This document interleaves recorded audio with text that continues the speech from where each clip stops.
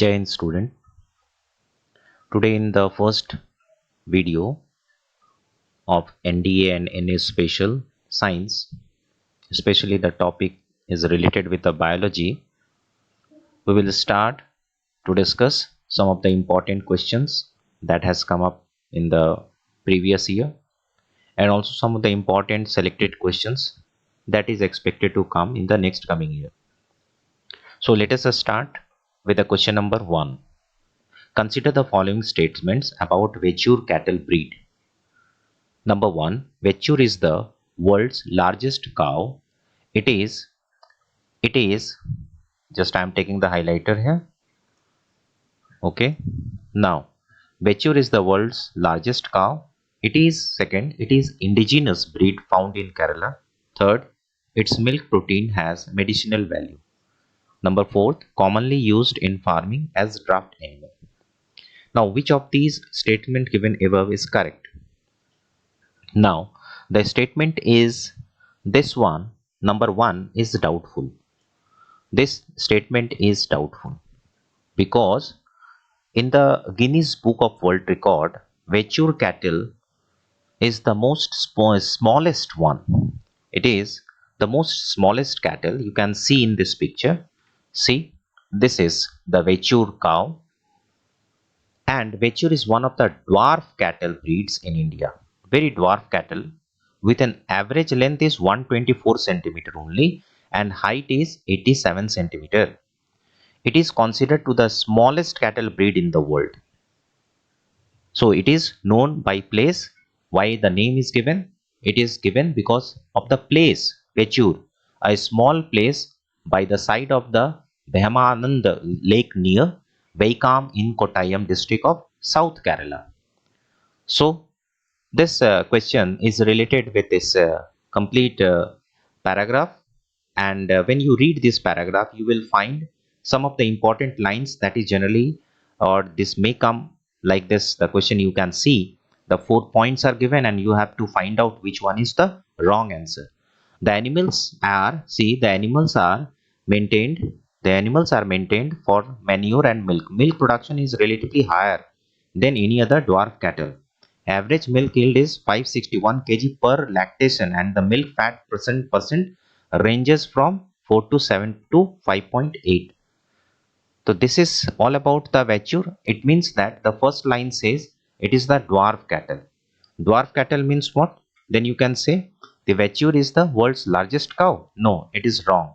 So which of the statement given are correct? Number 2 is correct. It is indigenous breed in Kerala. Okay, you have got the definition, got the paragraph. Its milk protein had medicinal value. Okay, medicinal value. Commonly used in farming, draft animal. It means 2, 3, 4 is a correct answer. So I am marking it a correct answer. So 2, 3, 4 are the correct. Only one, number 1 is wrong. Okay, number 1 is wrong. Now come to the question number 2. Consider the following statement. Warm-blooded animals can remain active in cold environment in which cold-blooded animals can hardly move. देखिए यहाँ पर कह क्या रहा है, warm blooded animals can remain active in cold environment in which cold blooded animals can hardly move. क्या ये सही लग रहा है? आप मीनिंग समझिए. हम लोग वार्म ब्लडेड एनिमल्स हैं और हम लोग एक्टिव रह सकते हैं कोल्ड इन्वायरमेंट में, और कोल्ड ब्लडेड एनिमल्स वहाँ नहीं एक्टिव रह सकते हैं. Cold blooded animals require much less energy to survive than warm blooded animals. Cold blooded animals को उतना एनर्जी का जरूरत नहीं पड़ता है सर्वाइव करने के लिए जितना वार्म ब्लडेड एनिमल्स का. तो विच of the following statement given above is correct. तो कौन सा स्टेटमेंट है जो करेक्ट है? तो आंसर हमको लग रहा है कि cold blooded animals require much less energy to survive than warm blooded animals. तो करेक्ट ओनली 2 लग रहा है हमको. हाँ, 2 आंसर नंबर करेक्ट है. तो दिस इज करेक्ट आंसर. तो इसके बारे में थोड़ा जानकारी भी इकट्ठा कर लेते हैं. तो क्या होता है इसमें, और भी स्पेशल क्वेश्चंस कैसे आ सकते हैं एग्जाम में, that is poikilothermy and homeothermy. First, you just go through this word. Very typical word is there, but sometimes question may come in the form of poikilothermy and homeothermy. What is homeothermy? The condition in which the organism body temperature remains more or less constant over a range of environmental temperature. यानी हम लोग जो होते हैं वो होम्योथर्मी है, यानी कि हम लोग के अंदर होम्योस्टैसिस है. होम्योस्टैसिस इसी से बना हुआ. Homeostasis are the changes in an organism so that it can maintain a stable living environment for itself. Homeostasis is essential for the survival of all living things. यानी कि हमारे अंदर जो चेंज है, हम लोग बाहर के टेम्परेचर से अपने आप को बदल सकते हैं। हम लोग ऐसा नहीं है कि बाहर ठंडा है तो हम लोग अपने आप को चेंज नहीं कर सकते, हम लोग उसके हिसाब से लड़ते हैं। बट पोकिलोथर्मी एनिमल्स क्या है? The condition in which the organism body temperature changes with change in environmental temperature. अब जैसे एनवायरमेंटल टेम्परेचर बदला तो इनका भी बॉडी टेम्परेचर कांस्टेंट तो रहता नहीं, ये चेंज होते रहता है। तो पोकिलोथर्मिक एनिमल्स में क्या होता है? Group of animals that do not have developed mechanism for regulating the temperature of the internal environment, यानी इंटरनल एनवायरनमेंट को मेंटेन करने के लिए उनके पास ऐसा कोई मैकेनिज्म नहीं है। तो their changes their internal temperature therefore changes with temperature changes in the external environment. जैसे जैसे इनका बॉडी बाहर का टेम्परेचर होता है वैसे वैसे इनका बॉडी का टेम्परेचर भी बदलता है। जैसे lizard and snakes and lizards are the cold blooded animal. So we can see that कि जो स्नेक्स होते हैं that in the very hot summer season they used to hide in some of the bushes and inside the burrows. इसका मतलब है they cannot tolerate and they cannot manipulate their body temperature according to the outside temperature. So in this question we got the new terms, that is poikilothermy as well as homeothermy. Very special term is there. Next is that homeostasis. So whenever the question comes in the form of these types of words, then automatically this type of themes or whatever we have learned must come up in the mind. Okay. So poikilothermy and we have learned about the homeothermy. So second question is the correct. Okay, second answer 2 is okay, correct. Blood requires much. Okay, now come to the question number 3. Consider the following statement. Consider the following statements. Number 1, human beings have 23 pairs of chromosomes. 6 chromosomes, that is I think it is correct ना, 23 pairs of chromosomes होते हैं. It means 22 pairs plus एक pair होते हैं 6 chromosome. Sex chromosome human male is named access. तो ये हमको थोड़ा अटपटा लग रहा है देखने में, सेक्स क्रोमोसोम ह्यूमन मेल में एक्स बता रहा है, बट जनरली वो तो मेल में होते हैं XY क्रोमोसोम है ना, और फीमेल में क्या होते हैं XX क्रोमोसोम्स होते हैं। Chromosomes are best seen in metaphase. ये लाइन थोड़ा अच्छा लगा हमको, ये लाइन थोड़ा अच्छा लगा, ये सही है, ये मेटाफेज में हम लोग देख सकते हैं। और ह्यूमन बींग्स में हमारे पास जो होते हैं 23 पेयर्स ऑफ क्रोमोसोम्स होते हैं, ये दोनों सही है, लेकिन ये 2 नंबर थोड़ा गलत है। तो क्वेश्चन क्या पूछा जा रहा है? Which of the statement given above are the false about chromosomes. तो हमको क्या लग रहा है क्वेश्चन नंबर 2, ओके 2 नंबर ये फॉल्स है। तो थोड़ा स्पेशल फोकस हम लोग डाल देते हैं। ये देखिए जब आपका टर्म आ गया मेटाफेज, तो ये मेटाफेज के बारे में आपको ऐसे ही जानना है। इसको इसके साथ जैसे ही आते हैं तो इसके आगे पीछे वाले शब्दों को जान लें। That is you should know about the left and right of this word. So whenever the question will come regarding the term and whatever the term that it associates, you will feel free to answer. See, this is the stages of mitosis. So metaphase is the term that relates to the stages of mitosis. Mitosis means what? Equational cell division. Equational cell division का phase क्या क्या आते हैं? Interphase होते हैं, फिर prophase होते हैं, प्रोफेज के बाद लेट प्रोफेज के बाद metaphase. Now see in this metaphase stage that all the chromosomes are lying on the same plane. एक लंबे प्लेन्स पे देखो, यहाँ से हम लोग we can count the numbers also in the chromosomes number. And anaphase में क्या होते हैं? एनाफेज में क्या होते हैं? This chromosomes are splitting and moving towards the opposite poles. Now the cell divides. Telophase में होते हैं, सेल प्रॉपर्ली डिवाइड करके साइटोकाइनेसिस में सेल अलग हो जाते हैं. So these are the stages of the mitosis, और माइटोसिस सेल का यहाँ पर दिखाया गया है. तो हमारा जो आंसर है वो बिल्कुल सही है कि मेटाफेज में जो है हम लोग वो देख सकते हैं कि मेटाफेज में क्रोमोसोम्स का नंबर. सो हम लोग क्या पा रहे हैं? Chromosomes are best seen in metaphase, ये सही है और ये गलत है. तो हमारे पास answer only number B, that is 2. Consider the following statements about gene. Now come to the statement. Word gene was given by Johannsen. Okay, ये भी सही है ना. Genes are situated on chromosomes, ये भी सही है. Genes located at different locus having different expression are multiple alleles. ये थोड़ा अटपटा लग रहा है.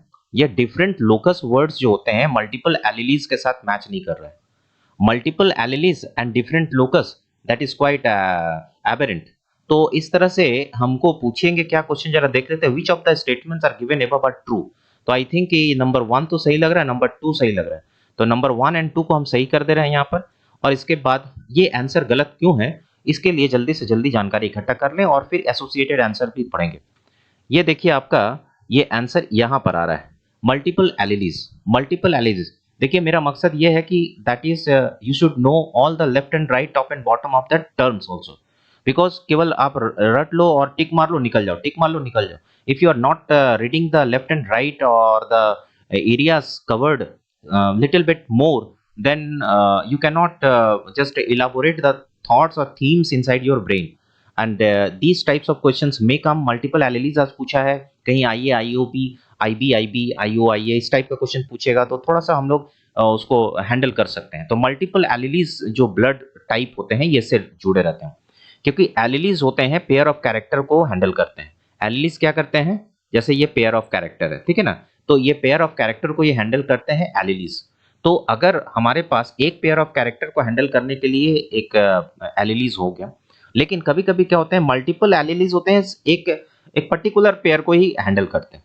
यानी कि बहुत सारे एलिलीज हैं, जैसे देखो आप एक एलिली ये हो गया, एक एलिली ये हो गया, ठीक है, और मल्टीपल एलिलीज है, लेकिन ये सब मिल करके एक ही जीन को अफेक्ट करेंगे, एक ही जीन को अफेक्ट करेंगे और उसी से अपना काम करवाएंगे, देन टर्म्स का मल्टीपल एलिलीज. आप देख सकते हैं कि हमारे पास जो वर्ड जो ब्लड का जो टाइप है वो इसी का एक रिजल्ट है. दैट इज मल्टीपल एलिलीज में हम क्या पा रहे हैं कि I A that is not only A, that is A and blood group B, and there are blood group AB, okay, and there blood group O.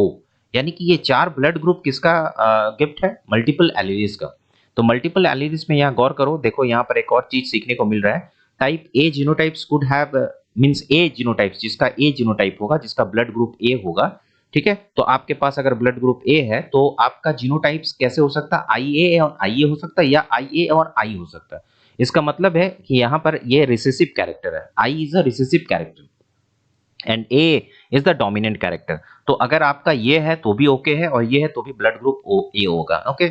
अब यहाँ पर देखो एंटीजन है, antigen and antigen, B antigen और A antigen. यहाँ पर देखो blood cells हैं, ओके, रेड ब्लड सेल्स है. अब रेड ब्लड सेल में ग्रीन ग्रीन कलर के ये क्या लगे हुए हैं, दिस इज ए एंटीजन, ठीक है. तो ये ब्लड टाइप ए हो गया, ए एंटीजन हो गया, ब्लड टाइप ए हो गया.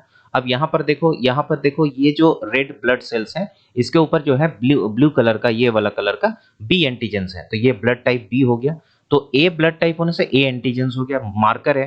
बी ब्लड टाइप होने से बी एंटीजेंस ये इसका मार्कर है. तो इससे हम लोग को आइडेंटिफाई करना है कि ये ब्लड टाइप ए है. अब सपोज दैट ए बी है, तो ए बी होने का मतलब क्या है, इसमें दोनों मार्कर होंगे, देखो ब्लू कलर का भी है एंड ग्रीन कलर का भी है और रेड ब्लड सेल्स के ऊपर है ये मार्कर.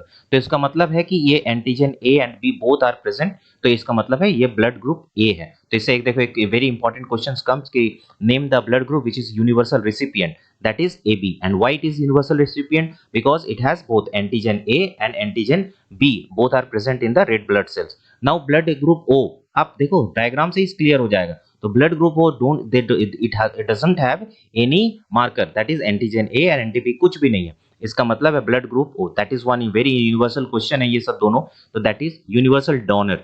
ब्लड ग्रुप में कौन सा यूनिवर्सल डोनर है, that is blood group O, because it does not have the antigen A antigen B. तो it means that multiple alleles के बारे में आपको जानकारी मिला. तो अब आगे जाकर के जल्दी से जल्दी इसको देखेंगे. तो मल्टीपल एलिलीज में ऑक्युपाई द देखो same locus on the chromosome, same locus, and multiple alleles always influence the same character. देखो सेम कैरेक्टर, ब्लड टाइप है ना, सेम कैरेक्टर, तो इसका मतलब है सेम लोकस होना चाहिए, सेम लोकस होना चाहिए, ठीक है. तो मल्टीपल सेम लोकस होगा और आप यहाँ पर कह रहे हो कि यहाँ पर कह रहे हो gene located on different locus, तो ये अब मैच नहीं कर रहा ना. तो इसका मतलब है कि ये आंसर मेरा जो है ये गलत है, ये थोड़ा मैचिंग नहीं है. तो ये 1 और 2 सही है, जिसका मतलब है कि ये मेरा आंसर सही हो गया, ओके. तो अब आते हैं नेक्स्ट क्वेश्चन नंबर 5 में. Consider the following statement, consider the following statement. Number 1, frogs can breathe by lungs as well as skin. ये बात सही लग रहा है कि ये ब्रीथ कर सकते हैं लंग से भी एज वेल एज स्किन से भी, ये सही है, okay. Gills are not present, 8 class का टॉपिक है. Gills are not present in any stage of, ये थोड़ा अटपटा लग रहा है सुनने में. Gills are not present in any stages of life span, ये कैसे हो सकता है, ये हमने तो कभी नहीं बताया किसी को. कि फ्रॉग्स के बारे में बताया ब्रीथ है, लंग्स है, एज वेल एज स्किन है, लेकिन गिल्स कभी नहीं होता है, ऐसा नहीं होता है. तो इसके लिए थोड़ा सा स्टेटमेंट हम थोड़ा देखना चाहेंगे और अच्छे से पढ़ेंगे. तो 1 में ये सही लग रहा है तुमको, है ना. तो देन 2 क्या लग रहा है यहाँ पर, आपको क्या लग रहा है यहाँ पर, 2 एक थोड़ा सा गलत लग रहा है. तो इसको थोड़ा क्रॉस करके रखते हैं. तो क्या क्वेश्चन पूछ रहा है, which of the statement given above is the correct answer. तो only I think it is only 1. तो अब इसके बारे में एक्सप्लेनेशन जरा देख लें, तो ये एक्सप्लेनेशन से आपको समझ में आ जाएगा, दैट इज फ्रॉग मेटामॉर्फोसिस में आ जाओ। Very important, very important. कोई भी टॉपिक अगर हम लोग एक्सप्लेन कर रहे हैं तो वेयर आई डोंट नो कि नेक्स्ट एग्जाम में कहाँ से क्वेश्चन पूछा जा सकता है, तो so every topic should be clear very meticulously. Eggs, see eggs, water में एग्स आ गया, एग्स आ गया। एग्स आने से क्या होगा, first of all it will come into the form of tadpoles. First frog का पहला लाइफ स्टाइल स्टार्ट होता है टेडपोल से। टेडपोल देखो, see there is a with gills. Already I used to make such type of slides here for the presentation because whenever you will see the picture, automatically everything will become clear. Okay, तो tadpoles में क्या हो रहा है, with gills है, तो it has the gills. Now tadpoles जैसे बड़ा हो रहा है, देखो साइज में बड़ा हो रहा है, तो tadpoles skins growth over gills। अब गिल्स के ऊपर जो है स्किन का आना स्टार्ट हो गया। ओके, टेडपोल्स विथ लिम्स, अब टेडपोल्स में पैर आने लगे, लिम्स आने लगे, सीधा लिम्स, एंड टेडपोल्स अब फ्रॉग में बदल गया। ये देखो फ्रॉग में होता है, अल्टीमेटली एडल्ट फ्रॉग में आ गया, अल्टीमेटली एडल्ट। तो in this stages we can see that the in the life time of the frogs there is the presence of the gills, so we can not say कि हम लोग का gills नहीं होता। See in the tadpole there is a presence of gills, तो कैसे कह सकते हैं, ये ऑक्सीजन स्किन से भी ये तुम्हारा ब्रीदिंग का प्रोसेस कर सकता है, ये लंग्स का भी प्रोसेस कर सकता है, तो it means it is a amphibian animals. Okay, तो इससे मतलब हो गया कि हमारा जो आंसर है वो आंसर जो है ये वाला सही है 1 नंबर, और बाकी वो गलत है। ठीक है, नेक्स्ट क्वेश्चन है, consider the following statement. Consider following statement, in humans female sex is determined by XX chromosome. ये थोड़ा सा अच्छा लग रहा है क्या? हाँ लग रहा है, क्योंकि यहाँ फीमेल वर्ड है। See, there is a female word. Female sex is described by the XX chromosome. That is okay, and it is taught in class 8 also and 10 also. And reason बता रहा है कि अगर XX chromosomes female में है, इसका reason ये है कि male sex is determined by XY। ऐसे ये मजा नहीं आ रहा सुनकर के, हैं? कि XX क्रोमोसोम्स अगर फीमेल में है तो इसके कारण ये है कि क्योंकि मेल के पास YY क्रोमोसोम्स है। दैट इज कंप्लीटली, फर्स्ट ये तो रॉन्ग है, YY क्रोमोसोम्स तो होते नहीं है। ओके, XY क्रोमोसोम्स होते हैं। और दूसरा क्या है कि ये XX क्रोमोसोम्स, इसका रीजन ये नहीं हो सकता। तो A is true and R is false. ठीक है, A is true and R is false, तो इसका मतलब होगा ये C नंबर इसका ये आंसर सही है। ठीक है, तो C नंबर, ये काफी कॉमन क्वेश्चन है, तो हर कोई इसको पढ़ा हुआ है कि XX एंड XY क्रोमोसोम्स क्या होते हैं। Okay, next, now come to question number 5। Frogs breathe, ये हम लोग पढ़ लिया। कंसीडर 6, क्वेश्चन नंबर 6 भी पढ़ लिया। Now question number 8, consider the following statement. ना drinking of whisky increases the frequency of urination.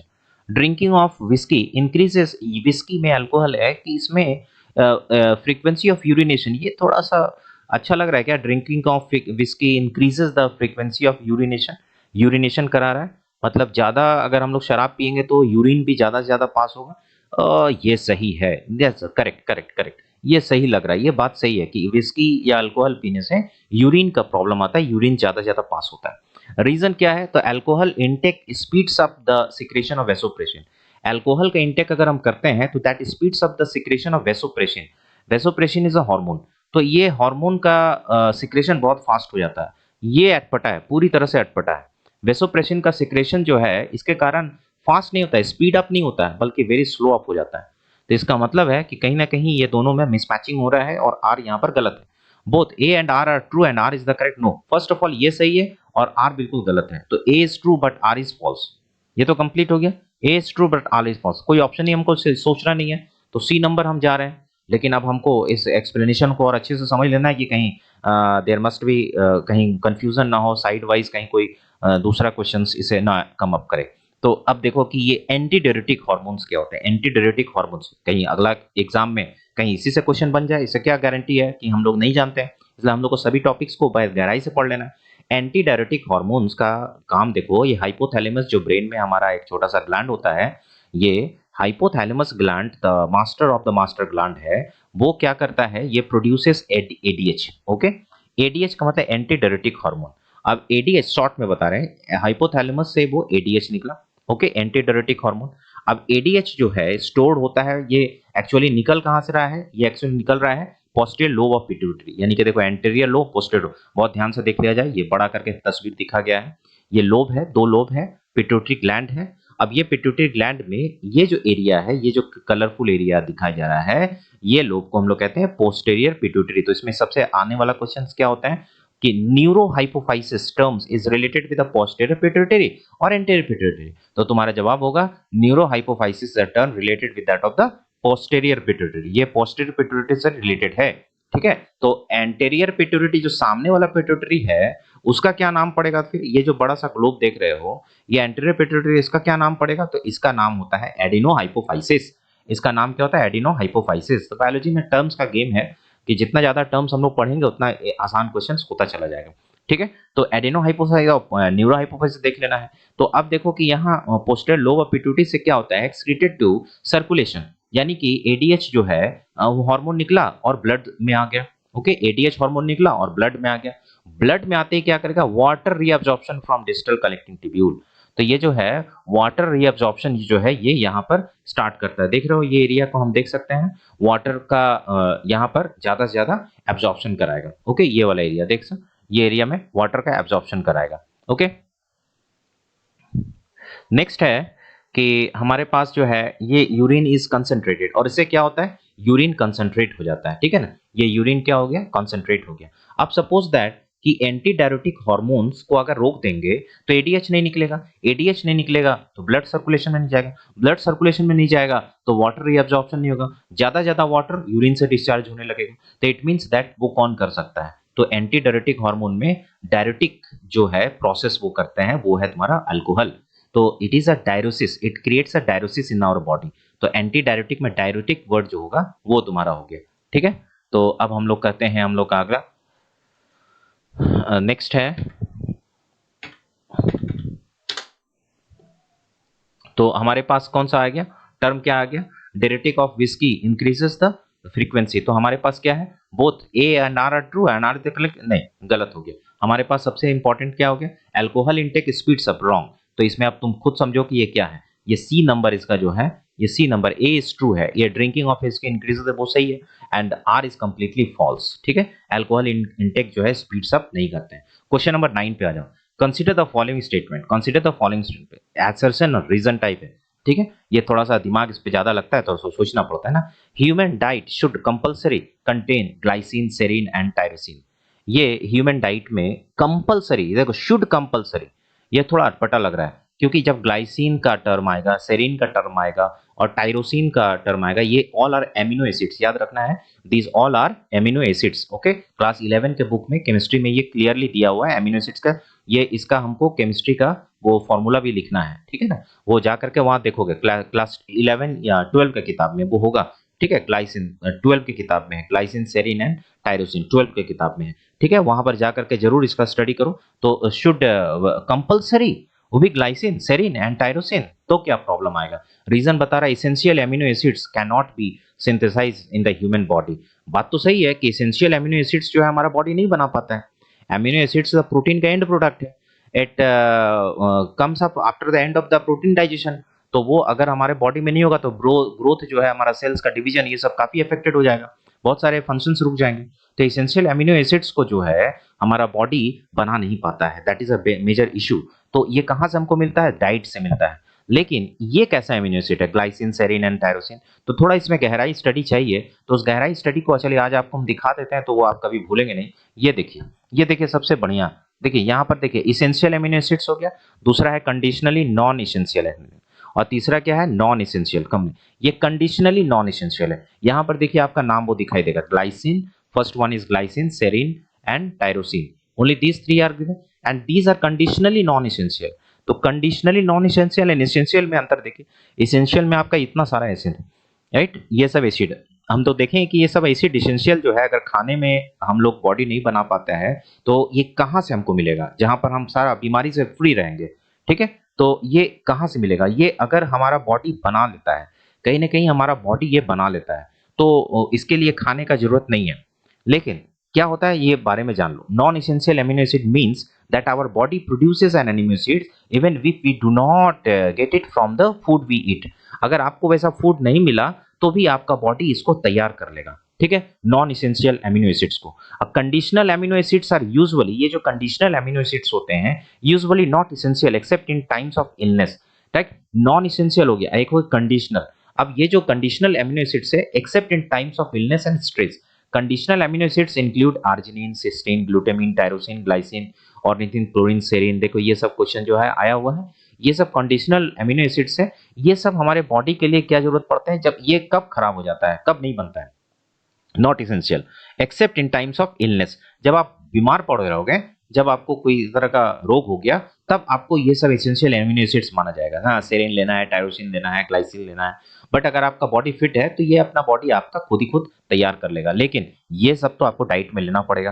ठीक है, तो आपको ये समझ में आ गया कि what is the difference between essential and conditionally non essential amino acids. तो हम लोग देख लेते हैं, let us see that in which diagram there is the formation that is the acids are formed। See, अगर आप हिस्टिडीन है, देखिए इसेंशियल एमिनो एसिड्स है, टाइटल से आपको क्लियर होना चाहिए ये हिस्टिडीन एमिनो एसिड्स है, हिस्टिडीन एमिनो एसिड्स है। हिस्टिडीन में देखिए आपको हिस्टिडीन कहाँ से मिलेगा, राइस है, व्हीट है, यानी कि रेगुलर डाइट जो आप खाते हो ये वहां से आपको वो उठा लेता है। वैलिन है, वैलिन देखिए लेग्यूम्स है, स्पाइनेज है।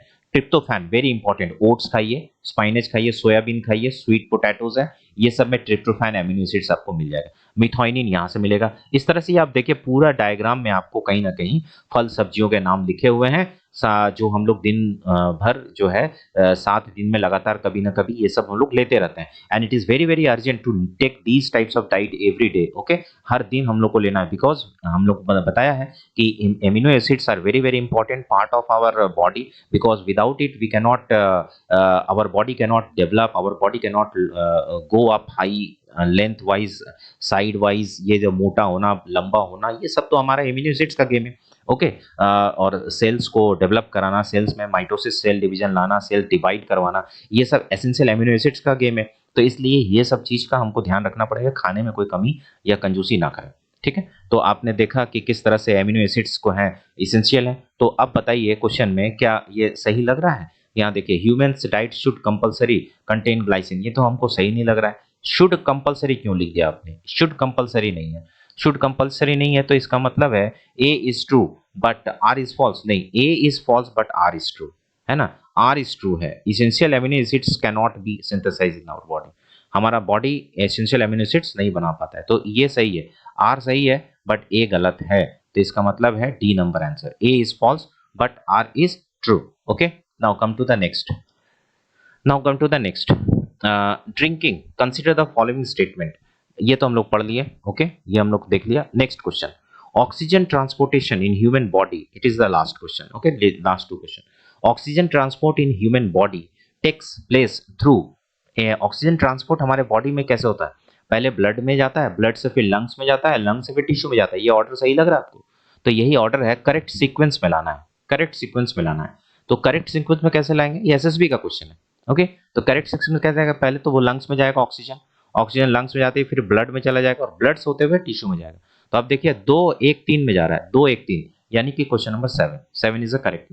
Okay, C is the correct answer. Now question number 11, match list in with list and select the correct answer with the correct. ये देखिए आपको टाइलिन, टाइलिन का नाम सुना है, तो सैलिवरी एमिलेज भी कहते हैं। ओके, ये माउथ में बनता है और ये स्टार्च डाइजेशन में मदद करता है। करेक्ट, ये हमने बहुत सारा सब टॉपिक देखिए आपका ये जो है क्लास 7, 8, 9, 10 का पढ़ा हुआ टॉपिक है, इसलिए आपका साइंस बिल्कुल वहां से स्ट्रांग रहना चाहिए। और ऐसे हम जितने भी वीडियोस बनाते जाएंगे उसमें आपको ये बताते चले जाएंगे कि किस तरह से ये टॉपिक जो है किस एग्जाम का किस बुक से रिलेटेड है। पेप्सिन, ये देखिए क्लास 10 में पढ़ा हुआ है, पेप्सिन है प्रोटीन डाइजेस्टिव इंजाइम है। रेनिन ऑल्सो एक डाइजेस्टिव इंजाइम है, हमारे बॉडी स्टोमक में बन रहा है। ऑक्सीटोसिन, ये भी एक हार्मोन है। रेनिन एक देखिए यहाँ पर ये 2 टर्म थोड़ा अलग है और ये 2 टर्म अलग है। ओके, पेप्सिन भी अलग है, टाइलिन और पेप्सिन एक साथ मैच कर रहा है और रेनिन यहाँ पर है। अब यहाँ पर देखिए कि किसके साथ कौन मैचिंग है, जरा देखते हैं। टाइलिन को पहले जो जानते हैं पहले वो ढूंढिए। देखिए देखिए टाइलिन क्या है, डाइजेस्ट स्टार्च, ये आपको सही लग रहा है, यानी कि 2 नंबर, तो 2 वाला ब्लॉक आपको रख लीजिए, यानी कि ये और एक ये। अब ये कट गया, यानी बी और सी को देखना ही नहीं क्योंकि ये 3-3 लिखा हो। अब 2 और 2 वाले में से देखना है ये 2 सही है कि ये 2 सही। चलिए और मिलाइए। पेप्सिन, पेप्सिन पेप्सिन क्या कर रहा है, हाइड्रोलाइसिस फैट नहीं, इंड्यूसेस कॉन्ट्रैक्शन नहीं, इन ब्लड नहीं, तो ये पेप्सिन क्या कर रहा है, डाइजेस्ट प्रोटीन। ये देखिए पेप्सिन जा रहा है 3 नंबर के साथ, तो 2 के साथ 3 होना चाहिए। देखिए ये भी मैच कर गया, ये भी मैच कर गया, कितना स्टाइल से आंसर दिया है कंफ्यूज करने के लिए। ठीक है ना, अभी ये दोनों सही चल रहा है, 2-2, 3-3, ये सही चल रहा है। रेनिन क्या कर रहा है, renin converts angiotensinogen in blood into angiotensin. Okay, ये यहाँ से ये सही जा रहा है। ओके, 2 के बाद 1 ये सही जा रहा है, ये सही गया। अब यहाँ गड़बड़ हो गया, 5 नंबर ये गड़बड़ हो गया। देखिए 5 number induces contraction of smooth muscle. Actually oxytocin जो होते हैं, ऑक्सीटोसिन क्या करते हैं, ये करते हैं 5 नंबर। ठीक है, induces contraction of smooth muscles. तो ये ऑक्सीटोसिन हार्मोन है। ठीक है, रेनिन भी एक हार्मोन है। तो इस तरह से ये क्या कर रहा है देख लिया। तो इस हिसाब से टाइलिन, पेप्सिन सारा का देख लिया, तो इसका मतलब number A is a correct answer. तो इस तरह से हम लोगों ने अभी 11 क्वेश्चंस का डिस्कशन किया और थॉरो डिस्कशन किया। उसके अंदर जा जा करके उसके आसपास ऊपर नीचे सभी टाइप के टॉपिक्स को डिस्कस किया। जो यही जरूरी है, ये इसी स्टाइल्स में आपको पढ़ते रहना है और ज़्यादा ज़्यादा इन्फॉर्मेशन गेन करना है। और इसको आप बार बार सुनिए, बार बार समझते रहिए, याद हो जाएगा। और आपका फिर जाके एनडीए का जो एग्ज़ाम है, एनडीए का और एनए का जो एग्ज़ाम है, यूपीएससी रिलेटेड कोई भी एग्ज़ाम हो, चाहे एसएसबी आप देने जा रहे हो या कि आपका यूपीएससी से रिलेटेड कोई स्टेट का या आईएएस का एग्ज़ाम हो, तो ये सब टॉपिक्स को आपको जो है बिल्कुल दिमाग में लेकर के चलना ही होगा। ठीक है, क्योंकि आप फाइटर हैं, आप कमांडो हैं और आपको आगे बढ़ने के लिए वो काम करना है जो अलग, दूसरे से कुछ अलग करता हो। ओके, तो इस तरह से हमारा आज का वीडियो खत्म होता है। अगले वीडियो में हम लोग जो है नेक्स्ट पार्ट 2 लाएंगे। नेक्स्ट पार्ट 2 में साइंस का वीडियो होगा और आईएमपी होगा फॉर एनडीए। आईएमपी मतलब वेरी इंपॉर्टेंट पार्ट होगा एनडीए और एनए के लिए। ठीक है, तब तक के लिए हम जय हिंद आप सबों को कहते हैं। नेक्स्ट वीडियो जल्दी ही मिलेंगे हम लोग आप लोग के साथ। ठीक है, तब तक चैनल सब्सक्राइब कर लीजिए।